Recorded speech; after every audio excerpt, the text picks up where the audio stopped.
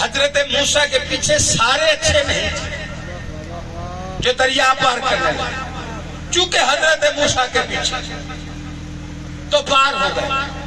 فرعون کے پیچھے سارے برے نہیں تھے چونکہ فرعون کے پیچھے، اور اللہ نے قرآن میں بڑی واضح مثالیں رکھ کے بتایا ہوا۔ یہ جو قرآن میں انبیاء کے قصے ہیں، یہ قرآن کا سائز بڑا کرنے کے لیے نہیں ہے، قرآن ہدایت کی کتاب ہے اور ان قصوں سے ہمیں ہدایت لینی ہے۔ اور اللہ نے بتایا کہ جیسا جس کا امام ہوگا ویسا اس کا انجام ہوگا۔ اب یہ امام کا چناؤ بھی آپ ہی نے کرنا ہے۔ یہ اللہ نے آپ کو، اب بندہ یہ کہے کہ ہم نے امام کا چناؤ کرے تو کیسے کریں؟ دیکھیں اللہ نے جہاں ہمیں بہت ساری نعمتیں عطا کی ہیں، وہاں پہ اللہ نے ہمیں سب سے بڑی جو نعمت ہے اور سب سے بڑی جو دولت ہے وہ دولت عقل ہے۔ آپ کے پاس اگر دولت عقل ہے، یہ انسان کے پاس اتنی بڑی اللہ کی دولت ہے کہ حیوانات سے، باقی مخلوق سے افضل بنایا ہے، اور افضل ہے آپ دولت کی وجہ سے۔ انسان کو اللہ نے جو دولت دی ہے، اس دولت کی وجہ سے، اسی عقل کی دولت کی وجہ سے انسان یہ جو پہاڑوں میں رہنے والا، یہ غاروں میں رہنے والا، یہ سردی میں ٹھٹھرنے والا، یہ گرمی میں جھلسنے والا، یہ اتنی ترقی کر گیا تو کس بنیاد پر؟ یہ عقل کی بنیاد پہ کر کے رہا۔ یہ دنیا کے فلسفہ میں لکھا ہوا ہے، لوگوں کا لکھا ہوا اور آئمہ کا کہا ہوا اور ہوتا۔ لوگوں نے کہا جی یہ تھیوری بیان کی گئی کہ بندر ترقی پا کے انسان بن گیا۔ یہ اکثر اس تھیوری کی فوٹویں بھی لگی ہوئی کہ وہ چھوٹا سا بندر ہے، پھر وہ بڑا ہوتا ہے، پھر تھوڑا تھوڑا پھالو بن جاتا ہے، اس کے بعد وہ سیدھا ہوتے ہوتے انسان بن جاتا ہے۔ تو لکھا کیا جاتا ہے، بتایا جاتا ہے یہ بندر نے ترقی کی اور انسان بن گیا۔ آپ کر میرے چھٹے مولا سے پوچھا گیا، مولا کیا بندر ترقی پا کے انسان بنا؟ امام نے فرمایا بندر ترقی پا کے انسان نہیں بنا، انسان تنزلی پا کے بندر بنا ہے۔ جو ہے یہ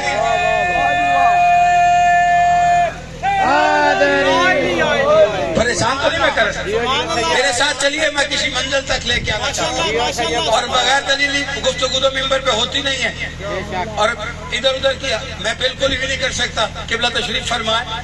اور دیکھیں یہ پہلے سب سے بات ہمیں سمجھنی پڑے گی، یہ ہم سے جو دنیا پوچھتی ہے کہ آپ نے علی کو کس بنیاد پہ مانا، پہلے اس کی بنیاد سمجھیں۔ دیکھیں اب غدیر کی دلیل دے دیتے ہیں کہ ہمیں نبی نے کہا، غدیر میں اعلان کیا کہ علی کو مانا، لیکن ہم نے علی کو امام مانا۔ اس کی ایک سالڈ ریزن، پختہ وجہ دلیل کیا ہے؟ اس کے لیے سب سے پہلے بنیاد ہے آپ کی عقل۔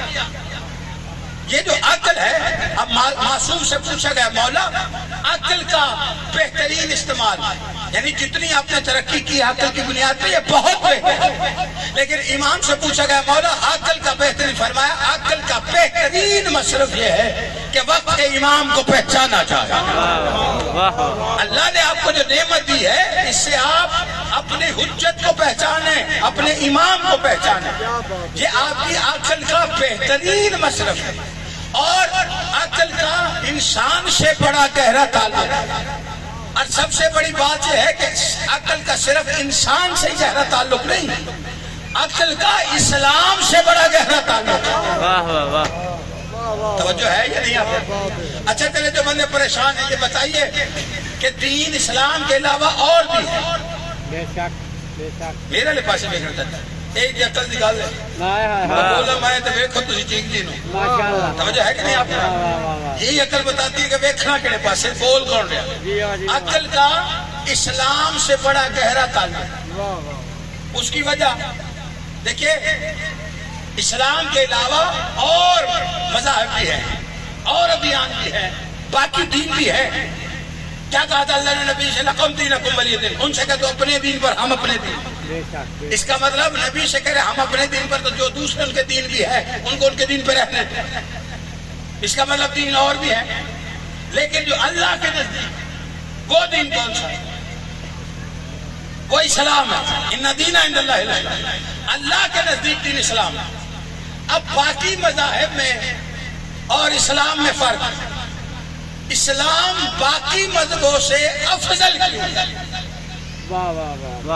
آپ کا دین ہے، ایک شیعوں کا ایک چھوٹا بچہ بیٹھا ہے، یہ مجلس سے اٹھ کے جائے گا تو اس سے پوچھا جائے گا کہ تم کہتے ہو اسلام ہے، کوئی غیر مسلم پوچھ لے کہ تمہارا مذہب میرے مذہب سے افضل کیسے ہے، تو پہلی دلیل دے گا کہ میرے مذہب میں برائی کرنا بری بات ہے، اچھائی کرنا اچھی بات ہے۔ تو اگلا یہ بھی کہہ سکتا ہے کہ یہ تو میرے مذہب میں بھی ہے، یعنی اگر یہ بچہ کہے کہ سچ بولنا مذہب اسلام میں اچھی بات ہے اور جھوٹ بولنا بری بات ہے، تو اگلا بندہ کہہ سکتا ہے کہ سچ بولنا ہمارے مذہب میں بھی اچھی بات ہے اور جھوٹ بولنا بری بات ہے، ماں باپ کا احترام ہمارے مذہب میں اچھی بات ہے، نافرمانی بری بات ہے، تو اگلا بندہ بھی کہے گا تو ہمارے مذہب میں بھی ہے۔ اگر کوئی آپ دلیل دے کہ جوا شراب اور اس طرح کی یہ گناہ جو ہے یہ ہمارے مذہب میں یہ بری بات ہے، وہ کہے گا جی ہمارے مذہب میں بھی ہے۔ آپ کے مذہب کی فضیلت کیسے ہو گئی، یعنی باقی ادیان اور مذاہب سے مذہب اسلام افضل کیسے؟ مذہب اسلام باقی مذاہب سے افضل ہے عقل کی وجہ سے۔ دیکھیں اس بات کو باریکی سے سمجھیے گا، باقی مذاہب چلتے ہیں عقائد کی بنیاد پر، دین اسلام چلتا ہے عقل کی بنیاد پر۔ ایسا نہیں ہے کہ شریعت کچھ اور کہے اور عقل کچھ اور کہے، یہ تضاد اسلام میں نہیں، اور اس کی دلیلیں میں دو دے دیتا ہوں۔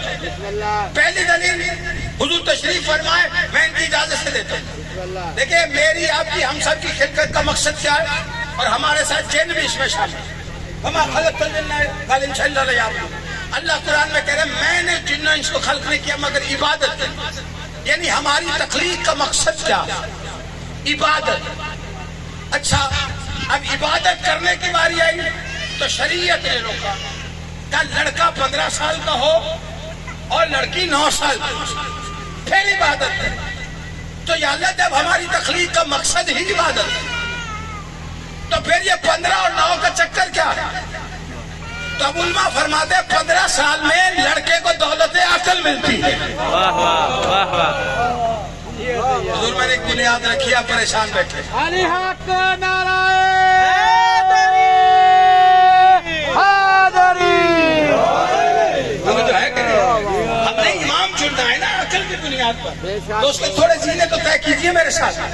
دیکھیے اب شریعت کہتی ہے، علماء فرماتے ہیں کہ لڑکے کو 15 سال میں دولت عقل ملتی ہے اور لڑکی کو 9 سال میں، تو اللہ کہتا ہے کہ اب عبادت کرو۔ آپ چپ کر گئے، قانون قدرت ہے، اللہ عبادت چاہتا ہے، اس کا مطلب ہے کہ اللہ کہتا ہے 15 سال کا ہو لڑکا دولت عقل ملے عبادت کرے میری، لڑکی 9 سال کی ہو دولت عقل ملے تو میری عبادت کرے۔ پتہ چلا اللہ عبادت چاہتا ہے لیکن عقلوں سے چاہتا ہے۔